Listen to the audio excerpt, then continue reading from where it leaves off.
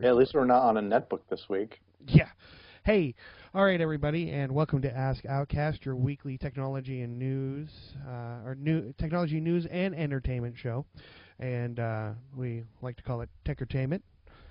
And we welcome you, and this is our first show back in our regular studio, which is my office and on my laptop.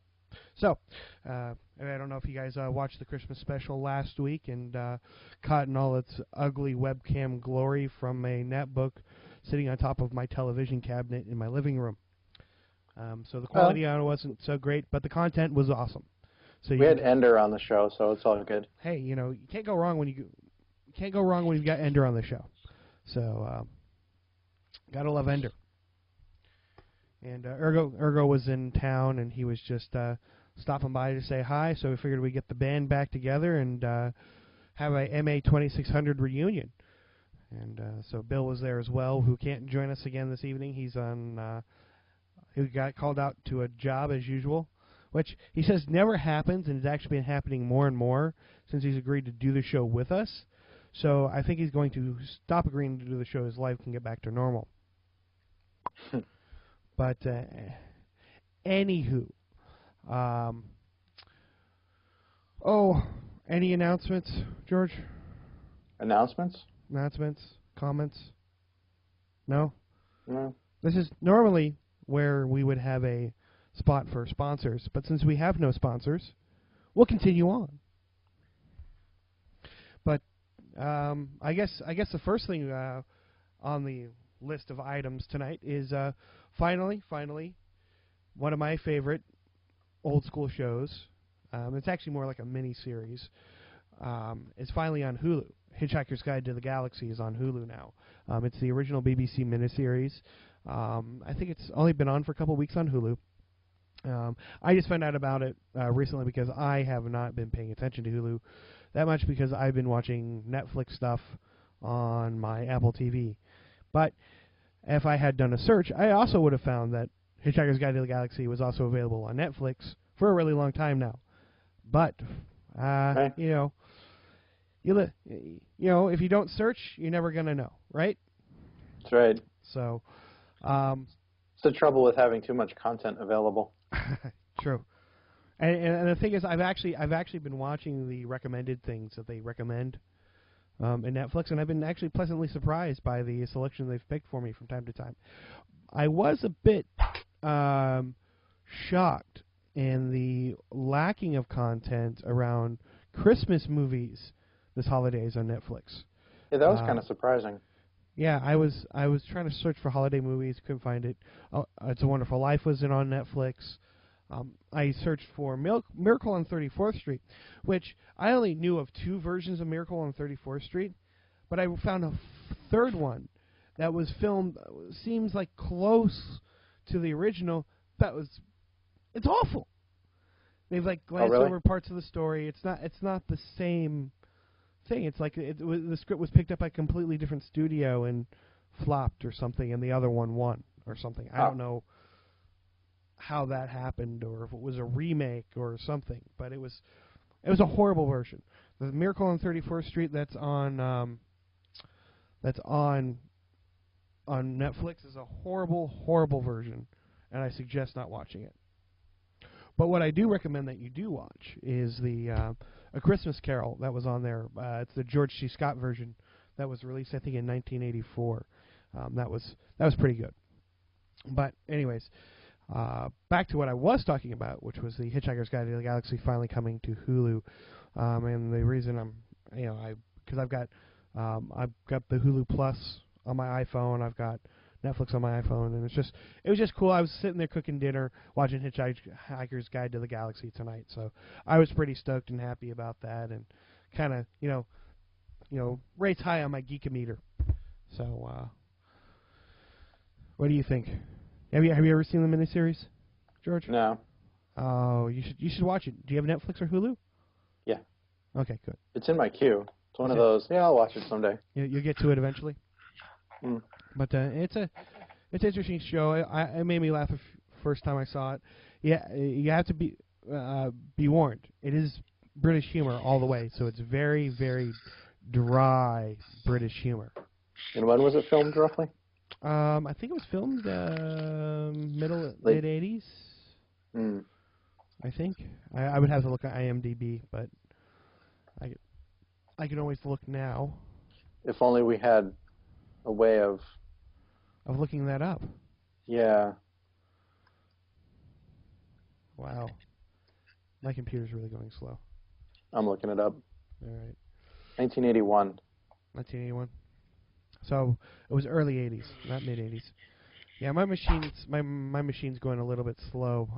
If you can notice, the video may seem a little bit choppy. I got to get some more RAM for this laptop. It's just not cutting it with all the sound and video mixing that I'm doing with it anymore. And I've got too much stuff running in the background. And besides the fact that Skype has kind of taken over my machine as the because they can't seem to know how to program out of a paper bag at the moment.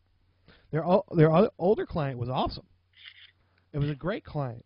It did exactly what I needed to, except I didn't have the multi person video chat. But you have it now. But even when you're not doing anything, Skype is just CPU intensive. Period. So I don't know what they've done wrong. I mean, if they're doing a whole bunch of graphics rendering or something, they need to offload some of that to the GPU or something. But anyways. And it doesn't seem to do any better on Windows. No, it's just I don't know what the deal is. It's one of those things. It whatever. You know, Skype. It's gotten to the point where Skype. I always used to say, "Oh, don't use Skype. It's not a real VoIP client. It sucks. It's horrible." I couldn't get away from it because everybody used Skype. Everybody uses Skype, and everybody in my social media circle that I need, of course, talk to. Hey, can you dig this up real quick, or can you post this or retweet this someplace? We all communicate via Skype now. I mean, that's all. And what really sold me on Skype was the fact that you could open up a chat room, and it's persistent. It just stays there forever. So and usually it works across gadgets too. Yeah, exactly. So that's kind of when I quit complaining about Skype. Of course, now I'm complaining about Skype again because their new client, it drives me crazy. I can't. It added one nifty feature and seems to have broken a bunch of UI elements. Exactly. I can't take. Well, the thing that I hate right now, I can't go do chat while I'm doing the show, because if I did, your picture would go away and they would get my chat window instead, because I can't separate the video chat anymore from the video call from the chat room or the text chat, and it just drives me nuts. So, anyways, Skype, if you're listening, fix your stuff, man. Put it back the way it was. Learn how to render stuff and quit eating up my CPU. You've been notified.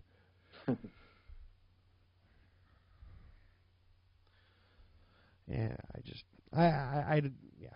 Anyways, but oh jeez, pardon me.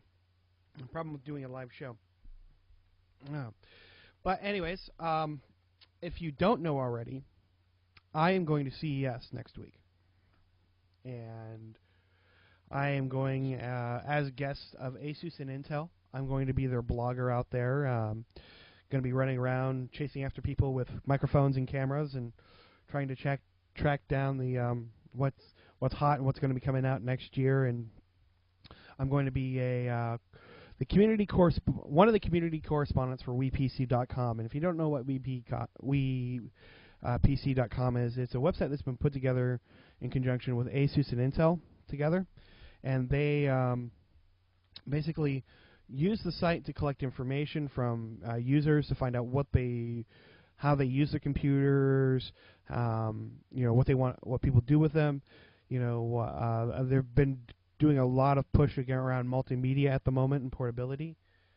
Also, they've been doing a lot of stuff around tablets at the moment.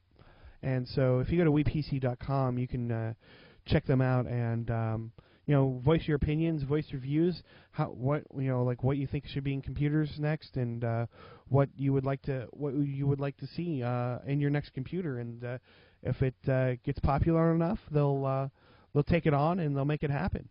And that's kind of where I won my trip from them. Is I voiced my opinion. Basically how has mobile computing changed how I do things? How's it impacted my life? And I had to write a blog post about it, and mine was one of the ones that was picked by the judges, and they really liked my input into the site as well. So that's how I kind of won that trip, and they're going to let me go and report back to the community and everybody out there about what ASUS's Intel are doing down at CES, and also covering other things other than just ASUS and Intel. I'll be trying to track down Apple and some new stuff that's going to be coming out from pretty much anything from high definition television to some audio stuff. I guess the big push this year is going to be everybody's going to have a tablet. Everybody's going to have a tablet computer, and so it's kind of where CES is this year. And the other thing is going to be who's got the biggest high def television, I think. I thought the high-def television war was last year at CES. Oh, no, they've brought it back because they got all the 3D ones now, and so you can get like a 105-inch 3D television. And oh boy, that's bigger than my garage, It's bigger than my garage. Well, of course, my 27-inch TV is bigger than my garage. So is my 19-inch. Wait, I don't have a garage. Well, anything's bigger than your garage because you don't have one. So, yeah. My poor car is suffering out in the cold, in the elements, naked. Well, we got the same problem is that we've still got stuff in our garage. So we only have a one-car garage, but we can't even park a car in our garage because it's too full of stuff at the moment from when we move. I'm going to have to... speaking of your cars, have you found an electric van yet? No, I have not found an electric van yet. I am in search of an electric van. And unfortunately, there's no manufacturer inside the United States that makes one, or any place where I can purchase one. So, and I don't think I'm really up to building one either, because I do have a day job. DIY van. Yeah, there you go. DIY All right. van. So, yeah, I just you know what? Go away. Well, you could just do it electric the other way and put a whole bunch of Tron neon all around it. That would be cool. That would really be cool. I would love to do that, but it costs money, and I don't seem to have a lot of that. So we'll just we'll wait until I make I make my first million, and we'll go from there. But yeah, I wish somebody would make an electrical van. I'm sure it's not far off, but we'll see.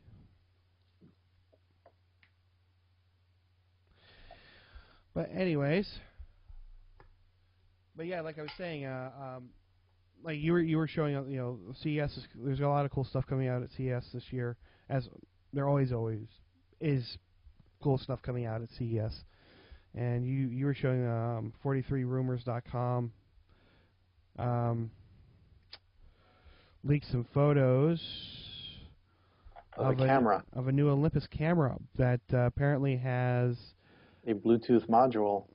Yeah. That lets you upload pictures through your cell phone to the internet. That's pretty awesome.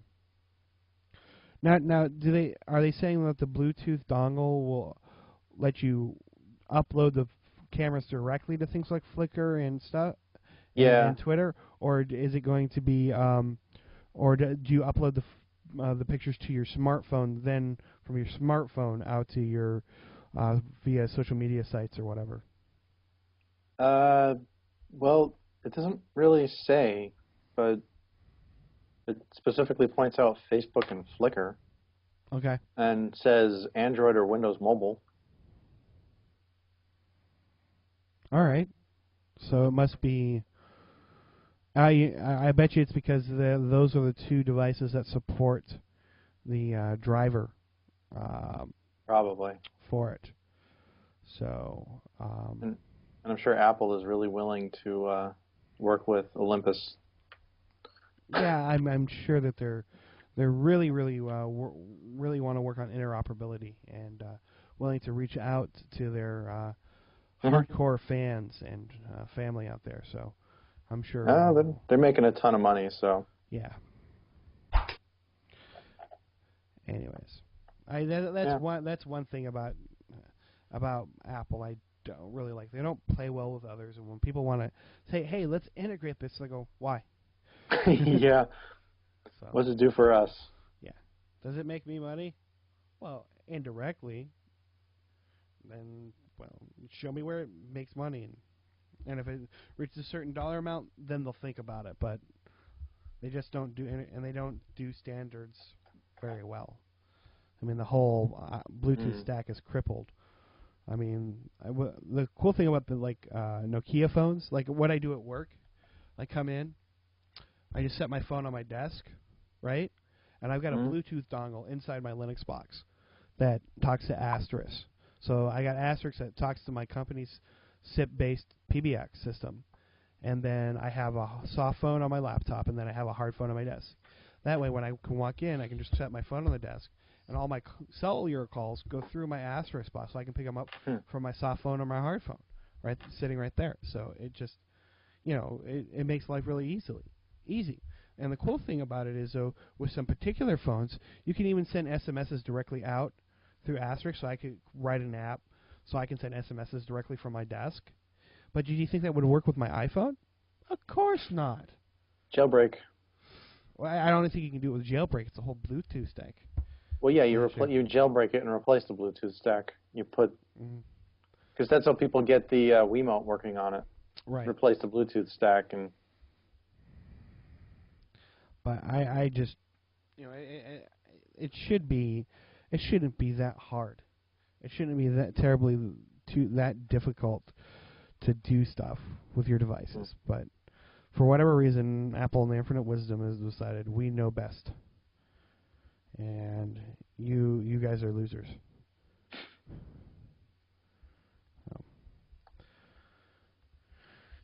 But yeah.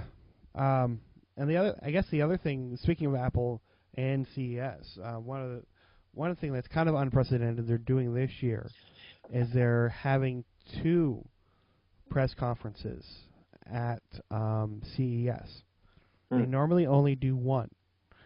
And it seems to me they're going to be announcing something at CES, which may have something to do with the report that's been going out, how they're reporting they're going to be pushing 5 million WCDMA iPhones next year in Q1. So that'll be interesting if that does happen, and I will do my best to be there to cover that and make sure that that I'm there right in the front row to finally say you got it right. You finally got it right, Steve Jobs. So, and hopefully we'll see the ever elusive white phone, the white iPhone 4. In that release as well, so I'm anticipating that as well. I'm also probably within that same so that will probably be covered under one press conference, and I'm hoping with another press conference, or maybe within a joint one, they'll be announcing the new iPad 2 to come out, which will probably have a new updated processor. I'm hoping a multi-core A4 processor, but that's my own wishful thinking. But definitely it's going to have a front-facing camera in it. It's got to. Well, I wouldn't say anything that Apple has to do, right? Well, but you would expect after all the missing camera scandal with that came out with the iPad. Actually, more like you would expect after FaceTime that everything Apple releases now has a front-facing camera. True. I mean, I'm surprised that the little new iPod, Touch those little iPod Nanos, those small ones Oh with a yeah. touch screen. Why those don't have a camera, so you can do FaceTime on them. You put them in the wristwatch mode. There you go. You get the wristwatch thing that they fit into, and you can just walk around like. There you go. It's Dick Tracy, man, with a video cam. And then you step out of Wi-Fi. Oh, where'd you go? Oh, you're gone. Well, that's why you got to make sure you like in Wellington, New Zealand, there was a Wi-Fi provider out there called what were they called? Hey, you just get yourself a MiFi. You could just do the MiFi thing. Just do the MiFi thing, or there was one you could actually roam Wi-Fi on, so it was kind of cool. So it was quite interesting that so you could actually. I used to have a Wi-Fi SIP phone, and I'd be able to walk around all town on the same phone call without dropping it. So it was nice. It was pretty awesome. How big is the town?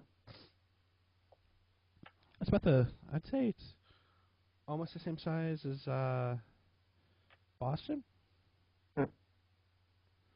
I think. That's pretty cool. Well, at least the central part. Yeah. You can't count the suburbs. Suburbs don't. Right. So. But yeah. So if you guys want the freshest and most, well, I'll try to make it the most exclusive and the best reporting I can do is as an amateur. I'm learning more and more as I go. At CES, so this will be my first time being press at anything. But I will do my best to bring you everything I can in regards around ASUS and Intel, obviously, since they're the ones sending me. But I'll try to cover the Apple stuff and things around tablet related and probably HD TV. If there's anything new coming out that way, there's going to be a lot of stuff that are going to be crammed in those 3 days. So it'll be pretty awesome. So just if you hit me up, follow me on Twitter. If you go to twitter.com/outcast, you can follow me there, and everything I post, I'll be popping a link in there, and you guys can check it out. There'll be videos. There'll probably be a live broadcast from time to time. I'm all ready to go. I've actually got everything. So I got taking these headphones. I'm taking this microphone. As you can see, I've got a new mic, and I've got an adapter so I can plug my mic right into my iPhone, because my iPhone's about the only high definition camera I've got at the moment. So, which actually I've been experimenting with it, and I think I finally got it right. So the high def camera on this actually ain't too shabby. So we'll see. We'll see how it goes, and if the camera isn't doing this, doing its job, I'm sure there'll be some one on a shelf somewhere I can just grab. I'm sure there'll be a lot of cameras at CES.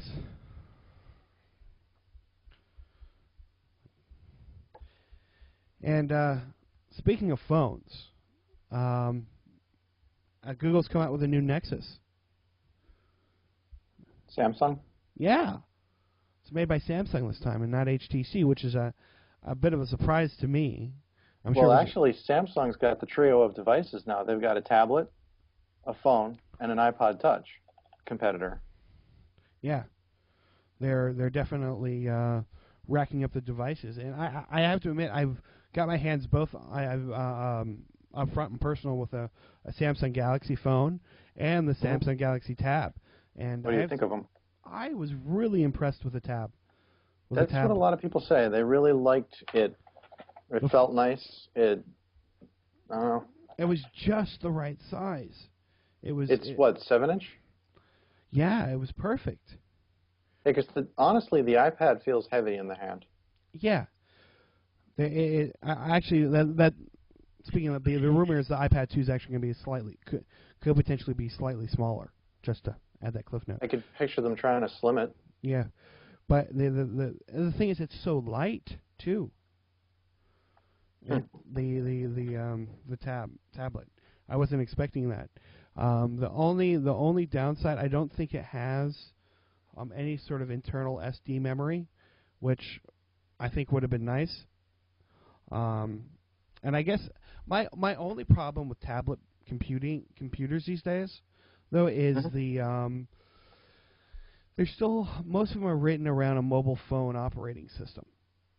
So you're either going to have your iPad, which is going to be your iOS based, which was thought of and conceived of around a mobile phone, if you will.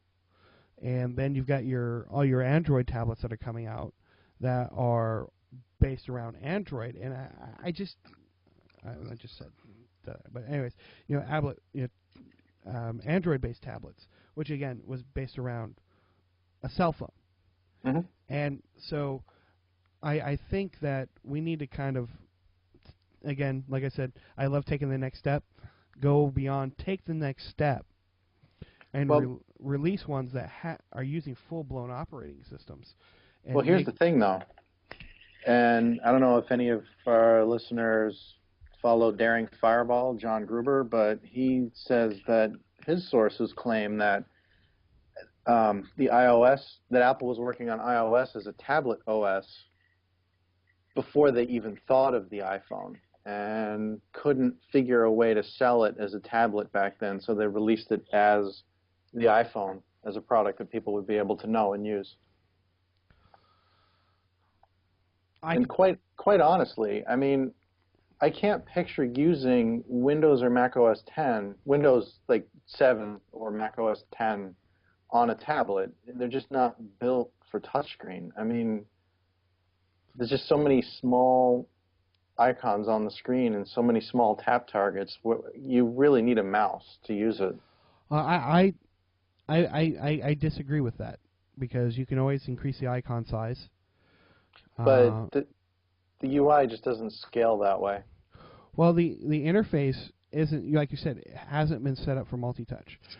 Right, which is why starting from the other direction, an OS from the ground up built for a touchscreen, makes a lot of sense. I think they need to redo the UI design.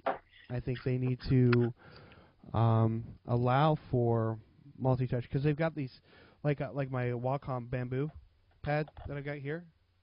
I mean, it allows you to do multi-touch with Windows and things like that, but it's got a specialized driver for that, and I shouldn't need that. That should be built right into the operating system. And the thing is that we need to do away with, I think, peripheral type. I would like to see the mouse to go away. I don't want to use a mouse anymore. I want to be able to touch and interact with my data just using my hands. And yeah, I'm going to need a keyboard, obviously, for inputting text, right? But other than that, I should be able to touch my screen, flick windows here and there, flick them out of the way, be able to select what I want, drag things over just by using my fingers, stretching it out, and it's coming, and I think it's actually here. I think one of the things that Apple will be announcing next year is a multi-touch interface for OS 10, or it might be OS 11. Who knows? I'm pretty sure that's going to happen. At least that's what's been floating around a lot of the rumor mills. There's been a lot of talk from previous Apple developers, and I think it's coming. I think it's going to be here, and I think it's going to be, and I think it's going to happen within the laptops first.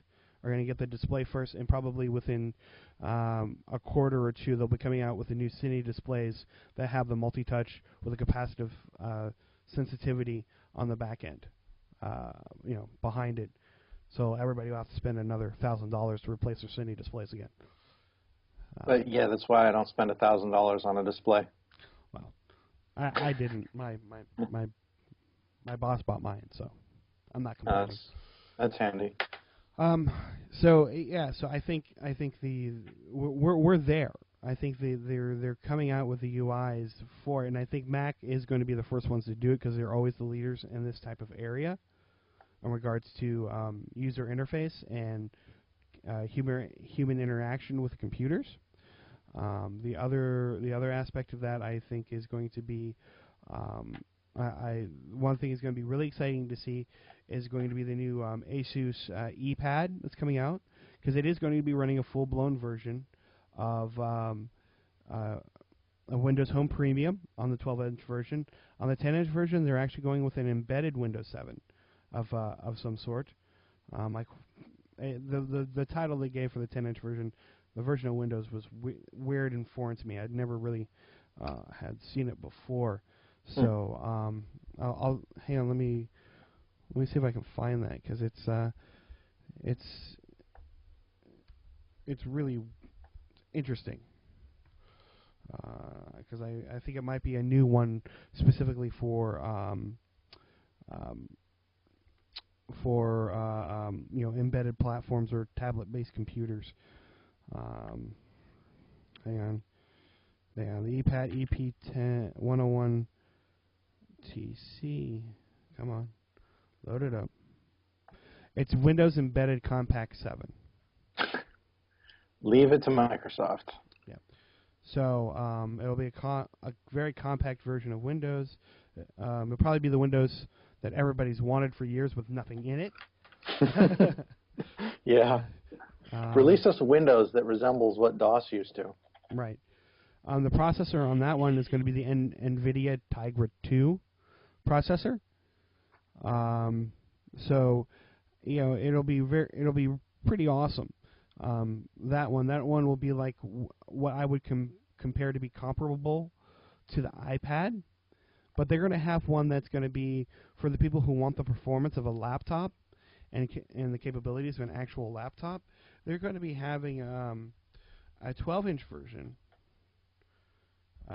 that's actually going to have Windows 7 Home Premium on it,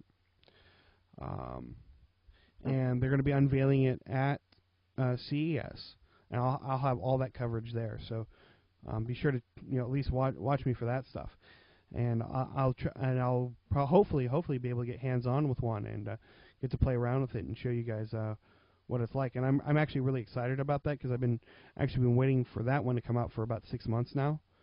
So, but even before I had won the contest, I've been wanting to check out that particular tablet and see what Asus has done to make the interface a little bit smarter and being able to make it very capable for handling the multi-touch user interfaces and how they translate that.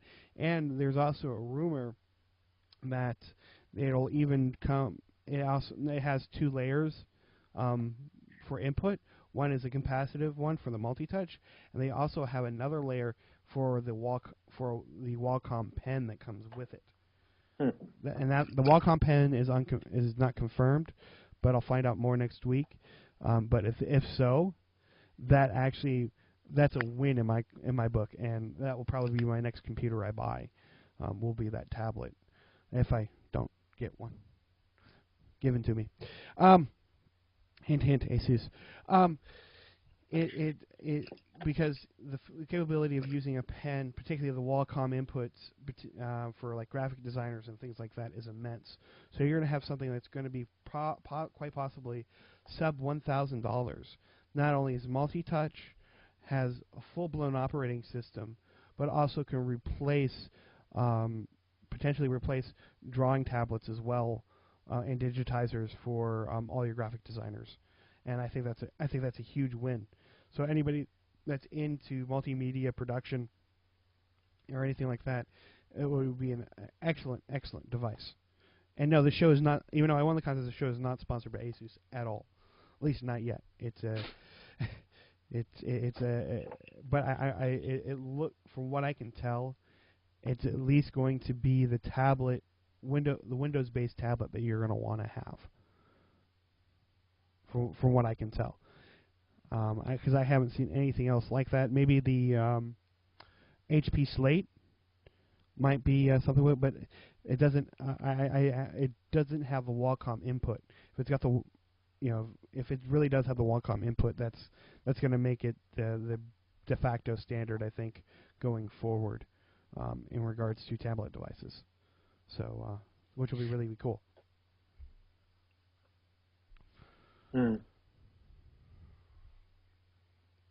But anyways, we are at the halfway mark through the show, so this would be time for the Q&A session that we try to usually have. And so does anybody happen to have any questions or comments for George or I?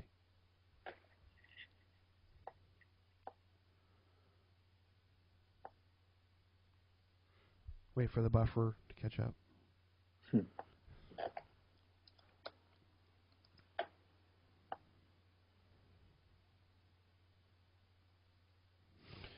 And the crowd is silent. Wow. Wow, that's a first for a while. No comments, no questions. That's actually is a little bit unusual nowadays. So, anyways, since we have no comments and questions, I'm just going to kind of continue on here and talk about what I feel like talking about as usual. And we have a new show coming out next month, don't we, George? That's what the rumors say. Yeah, there's a new show. It's going to be on Wilbraham Local Access here, Wilbraham, Massachusetts, and hopefully coming out to other local access channels in Western Massachusetts. And then always it's going to be on demand on Ustream and YouTube, of course. And it will be basically an extension of AskOutcast, a little more formal extension. We have a little bit of a writing team, and we've got some more technical people other than myself involved with the show. So hopefully, just George, I, and Bill will only have to deal with content production and coming up with stories and things like that, and at least story ideas, and get somebody else to write them up for us. And I would say we were reading a teleprompter, but we'll at least know ahead of time what our talking points are going to be. For the most part, we on AskOutcast here, we kind of shoot from the hip. That's why it seems sometimes I'm gathering my thoughts in mid-sentence, because usually I am. But the new show should not be like that. And if you want to check it out, what's going to be coming up, I'd say don't look at the site now. Don't look at the site now. I would say check it in about 2 weeks' time. You can check out geekreport.tv. That's the name of the show, The Geek Report. And it will be hosted, again, by me, George, and Bill. And we'll have Alex and Wesley working in the background and try to work them in the show from time to time. And, as the show grows, maybe, we're definitely going to have, like, different segments in the show. So we'll try to hand segments off to those guys and see how that goes. And hopefully it'll be a success, and we'll have fun with it.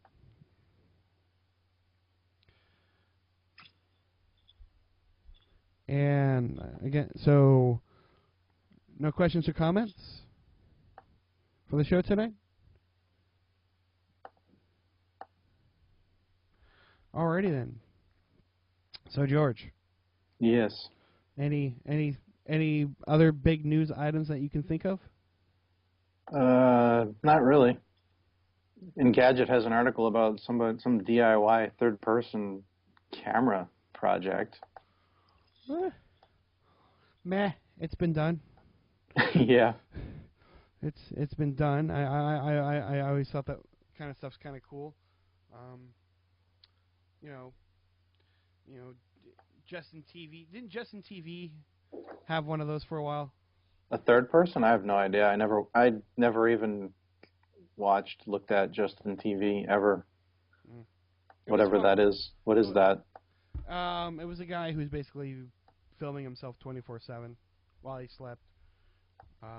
Things like that. And now it's turned into other people's own 24-hour cameras and things like that. And apparently there was one where the big scandal was Justin TV went off the air because he had a girl in his room.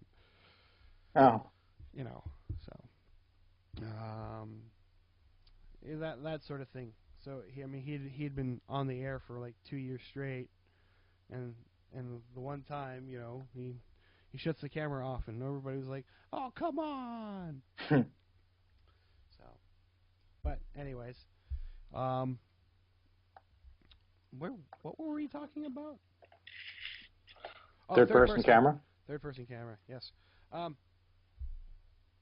Yeah, I've seen it done before. I don't know. It's meh to me, but Yeah, the whole walk around with a camera on your forehead, off your shoulder, or whatever is just kind of. I mean, I understand wearing a camera if you're like biking or skateboarding or something like that, or skydiving, but Yeah, for specific situational things, but just as a general purpose wearable. yeah, no. Here, let me wear this enormous thing and annoy you. Yeah. Don't mind the oversized hat. It's just got a camera in it. I'm filming everything. There was something I saw today on Giz. I never look at that site. Gizmodo? Yeah. What's wrong with Gizmodo? Nothing. I just never look at it. I never really read TechCrunch, so there. I tend to read Hacker News now more than. Yeah. Oh, that's right. Here's the thing. That there's been a new presentation done at the what is it? The Chaos Computer Club Congress. Mm-hmm. You can basically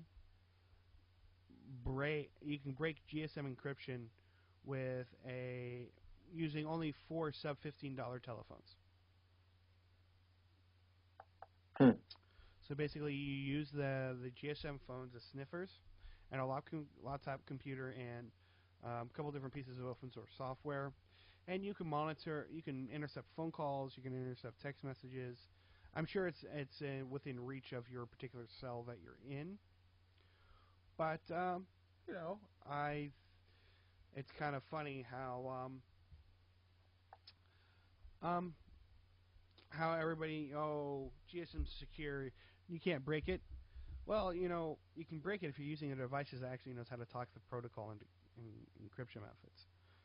I mean, you know, secure depends too on what it is that you're saying over the network. Right. You know, is it still reasonably secure for most people? I'm sure. Yeah, I mean, for the thing is that you got to have people who actually want to intercept your phone calls, given whatever motivation, if it's just for fun or for profit or to cause chaos. But I mean, that's the thing. If people, I mean, I use open. My Wi-Fi access point is currently open, and a lot of people say, "Hey, that's really stupid." But you know what? Actually, I keep my computers kind of locked down anyway, and if you guys and I have nothing really that of any value for people to steal that I don't already keep. I mean, in anything important information, I keep secure and locked down. So, and I always make sure I talk over SSL when using credit cards and things like that. So if you take the proper precautions, it's really kind of, I'm not saying don't use Wi-Fi encryption, but I'm saying as long as you take the proper other measures, you can be safe in what, people would, in environments people would normally freak out in. Well, I mean, in a sense, it's not really the machine at this point that you should be worrying about, because if you, like, most people use laptops, and most people bring them to, I don't know, Starbucks, random coffee shop. I mean, so it's probably safer, still much safer than using it on that sort of network, but it's more a question of, does that open you up to any liabilities legally? Could do. Having your network open. Could do. Somebody attached to my network and used it to hack to somebody else's network. I could potentially be liable. I don't know. But the thing is that we're kind of getting away from is the everybody was like, well, GSM's is secure. My phone calls are secure. They're encrypted. Nobody can break them. Blah blah blah. And it's been done. So. Well, and you have to figure that, any encryption will be broken eventually. True.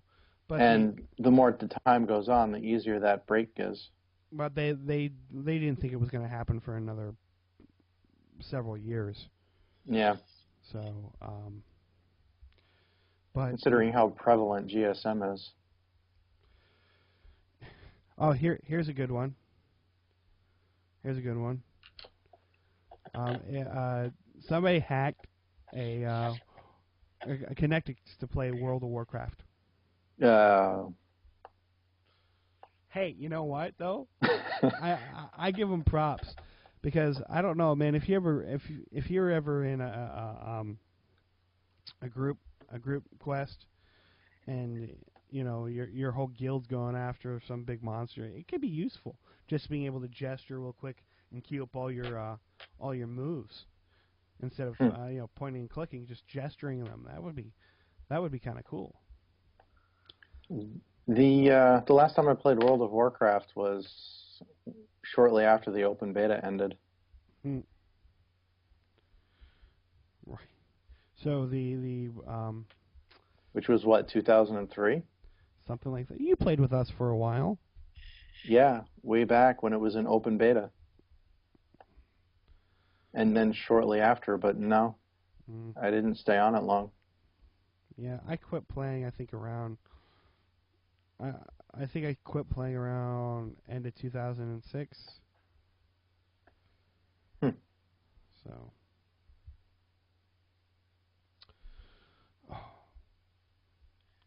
Well, again, if there are no questions or comments for George or I think we'll go ahead and call it a show.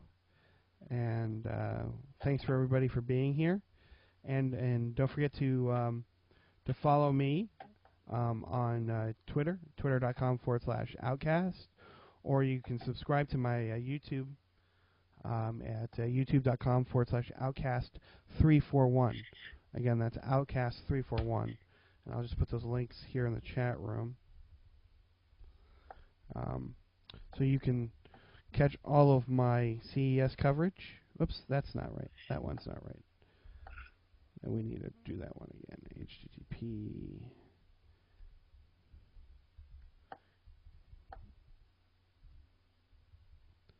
There we go. And then my YouTube one. There you go.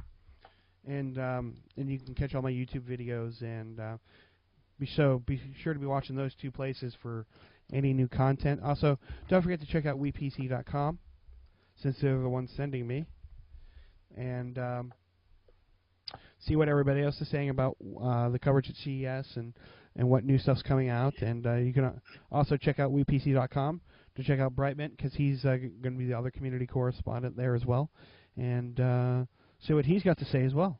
But you should watch my stuff more than his. And we'll catch you guys next week, and thanks for joining us.